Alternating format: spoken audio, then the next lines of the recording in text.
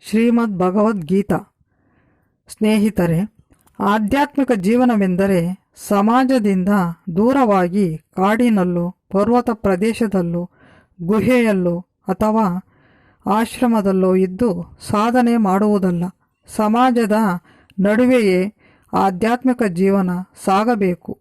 ಆಧ್ಯಾತ್ಮಿಕ ತತ್ವಗಳು ನಮ್ಮ ದೈನಂದಿನ ಜೀವನದಲ್ಲಿ ಕಾರ್ಯಕಾರಿಯಾಗಬೇಕು. ನಮ್ಮ ಸಾಮಾಜಿಕ ಜೀವನವನ್ನು ಸುಖ, ಶಾಂತಿ, ಸೌಹಾರ್ದಗಳಿಂದ ತುಂಬಿ ಸಮಾಜದ ಉನ್ನತಿಗೆ ಸಹಾಯಕವಾಗಬೇಕು ಮತ್ತು ನಮ್ಮ ಪ್ರತಿಯೊಂದು ವೈಯಕ್ತಿಕ ಹಾಗೂ ಸಾಮಾಜಿಕ ಚಟುವಟಿಕೆಯನ್ನು ಅವು ಬೆಳಗುವಂತಾಗಬೇಕು.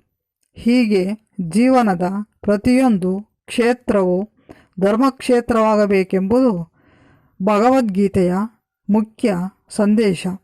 ಧನ್ಯವಾದಗಳು.